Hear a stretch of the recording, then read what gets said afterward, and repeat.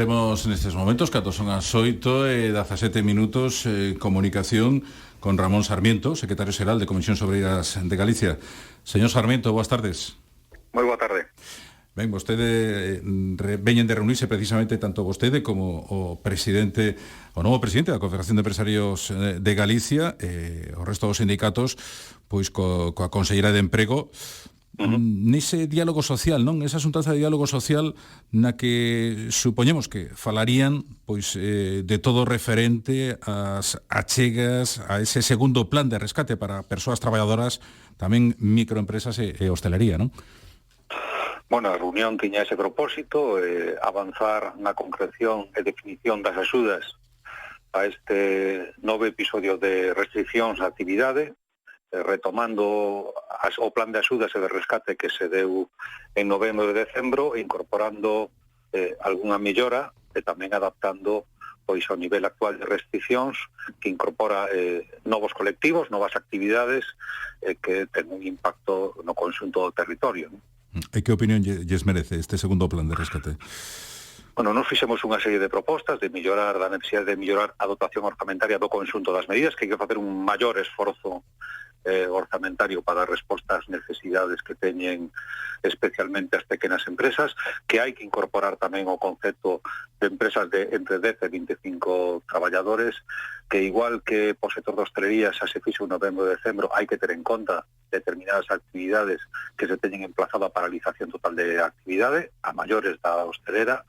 En principio, que atopamos e quedamos emplazados unha próxima reunión por os xoves, pero creo que se entenden as posicións que defendemos os sindicatos de que é necesario neste momento non minorar os apoios aos sectores que están máis comprometidos e agardar, ¿no?, que haya receptividade para topar pois esa maior dotación orzamentaria que nos poida distribuir un planteamento de axudas que cheguen a moitas máis empresas e que cheguen en algúns casos cunha mellora de dotación para cada unha delas. Maior dotación orzamentaria. Agardaremos evidentemente esa próxima reunión para os xoves. Estamos a falar precisamente, señor Sarmiento, da situación como empeorou. Seguimos no ámbito económico, tanto no lado da oferta como da demanda, con un impacto negativo. Hai caída dos ingresos das familias, eso é evidente.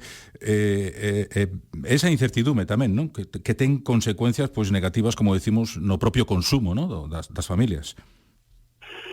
Claro, é evidente que levamos a un período largo, ¿no? É certo que estamos por unha situación exógena dunha crise sanitaria, que estamos plenamente inmersos en unha crisis social e económica de un profundo calado.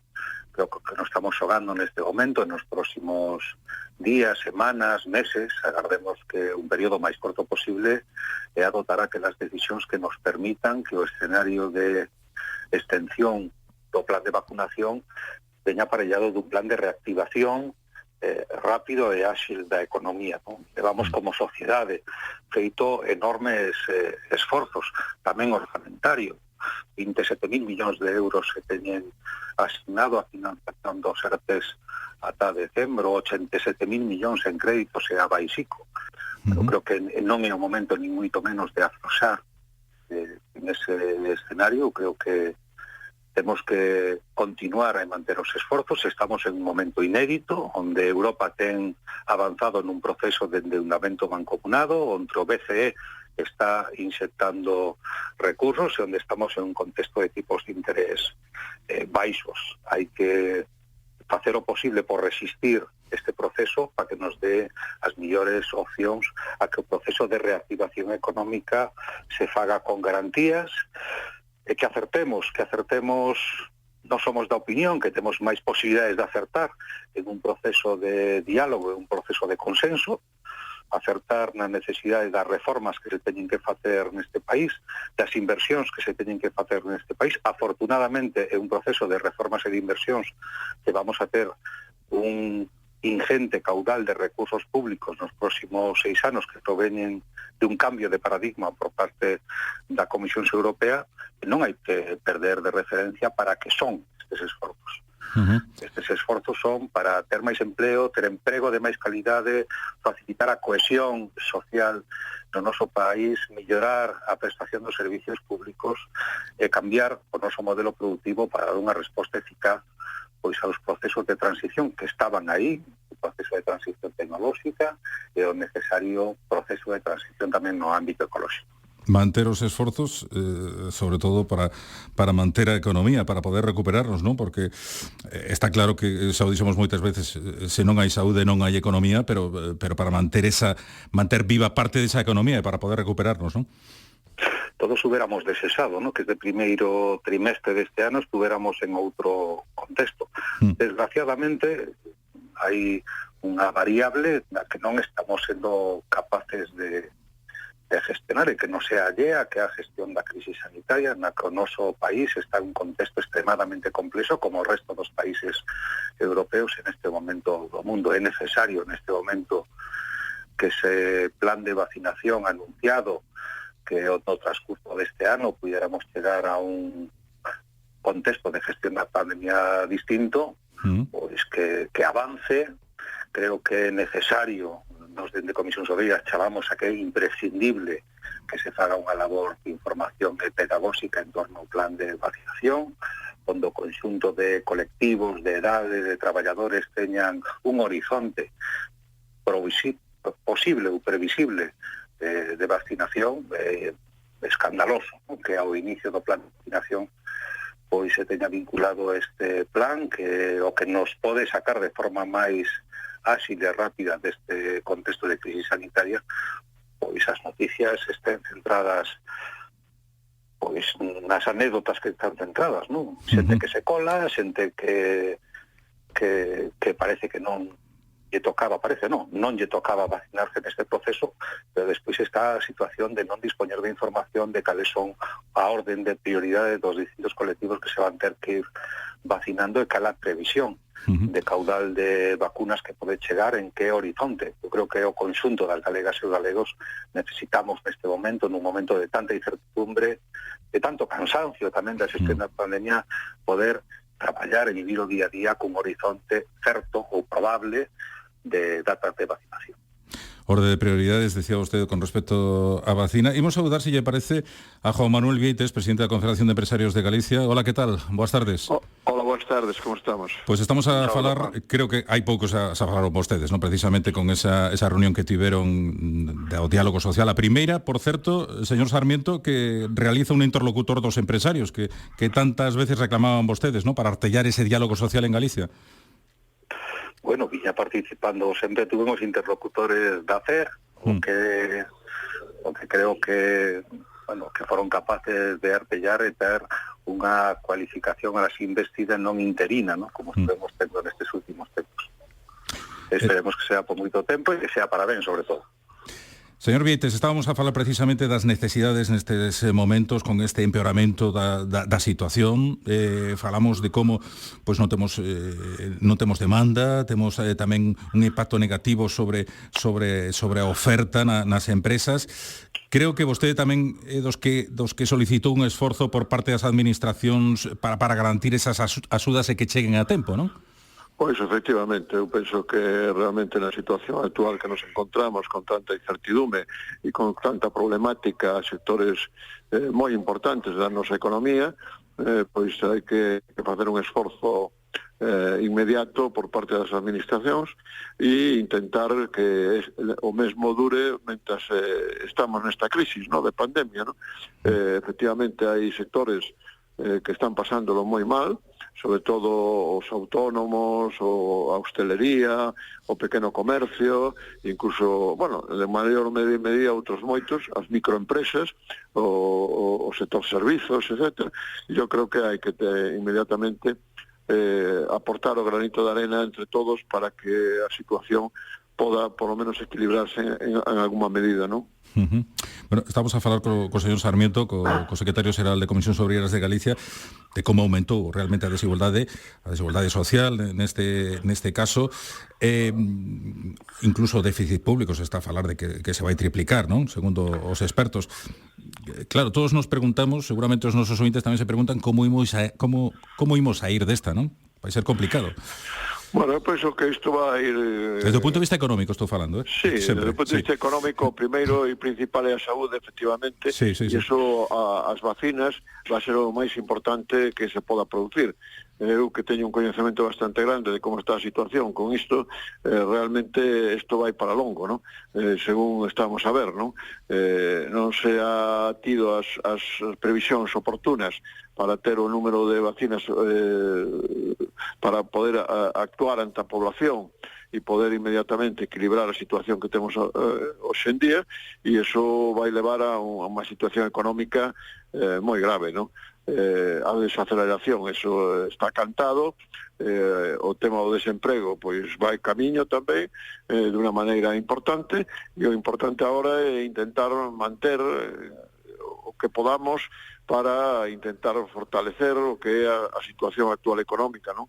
Que está moi tocada e que realmente creo que vamos a peor, ¿no?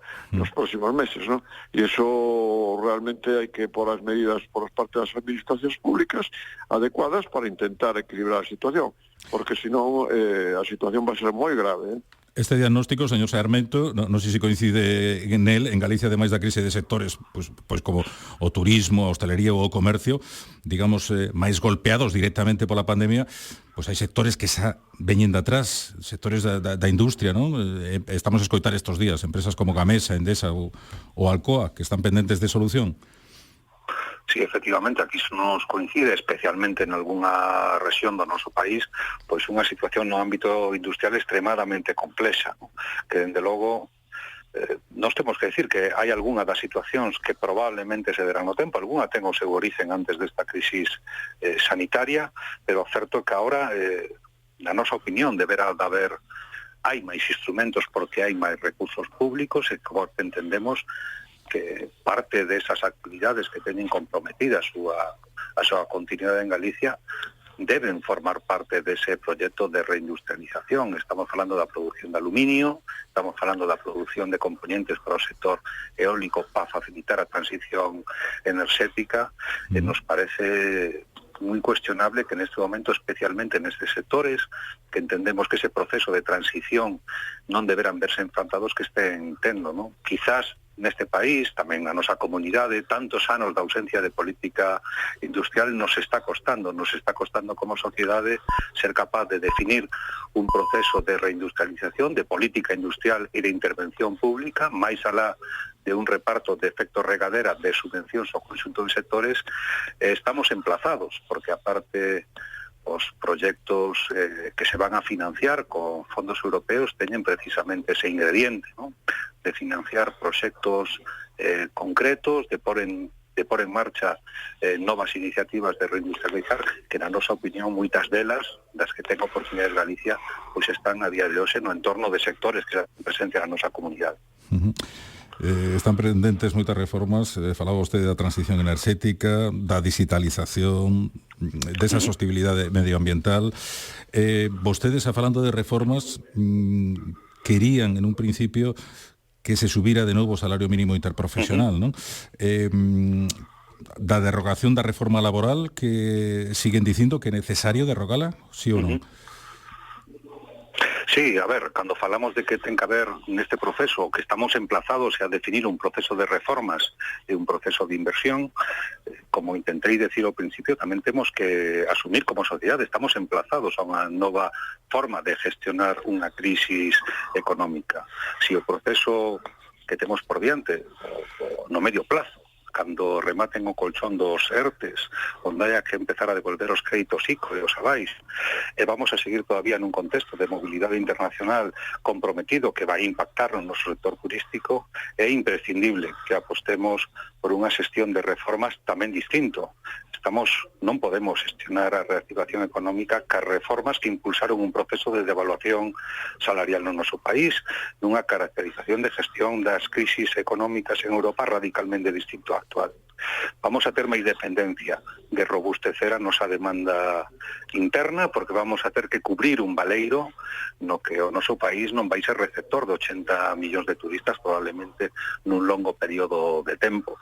E aí a mellora dos salarios a mellora da calidade do emprego xoga un papel fundamental, que entre outras cousas Europa tamén nos ven emplazados desde fai tempo que resolvamos o noso problema de temporalidade no emprego, que temos unhas cifras que non se corresponden ca ningún país ni ninguna economía homologable a nosa. Temos un problema ca precariedade laboral, temos un problema ca brecha de xénero no contexto laboral, temos un problema de niveis de protección ao desemprego, temos un grave problema de desempleo juvenil e temos o desafío e os fondos para poder facer un proceso eficaz para cambiar o noso modelo productivo e apostar non solo por o sector dedicado á exportación, sino por mellorar a calidade do emprego, por exemplo, no noso sector servicio. Temos que ir rematando, evidentemente, señor Vieites, para rematar con vostede, xa falamos precisamente, cando vostede foi escollido como presidente da Confederación de Empresarios de Galicia, do salario mínimo interprofesional, tamén da reforma laboral, decía daquela que deberíamos todos reflexionar sobre a suba nestes momentos do salario mínimo interprofesional. Non sei se entendín ben ou foi así, non? Bueno, foi así. Eu penso que a economía necesita certidume. Nestes momentos, estes ínteres, estamos bastante abocados a unha recesión importantísima. Eu penso que non é o momento de andar con reformas que podan perxudicar o que é a economía e o emprego, e sigo pensando o mesmo. E os empresarios pensan exactamente o mesmo. Cuando no momento procesal oportuno, como cuando dicen os xurídicos, que podamos abordar estos temas por consenso entre os agentes sociais, o goberno e a propia empresarios, pues realmente tocará en ese momento. Pero agora creo que debemos pensar en outras cousas que son moito máis importantes, que é salvar a economía tal como está en todos os sectores, porque de unha maneira ou de outra pues, se han afectado, e por outro lado, pues, efectivamente a reindustrialización para crear emprego é fundamental, e eso significa de que debemos estar esos ítems traballando entre todos para que poda se producir e que realmente outras cousas xa veremos de cara adiante, non? Pois agardamos que o diálogo social sexa polo menos ese punto de encontro necesario e que se solucionen os problemas de traballadores e das empresas. Evidentemente habrá que agardar a que esta pandemia que estamos a vivir pois remate de unha vez por todas, definitivamente. Juan Manuel Vieites, presidente da Confederación de Empresarios de Galicia, Ramón Sarmiento, secretario xeral de Comisións Obreiras de Galicia. Gracias por estar aquí connosco na sintonía da Radio Galega. Nada, moitas gracias a ustedes. Ata logo.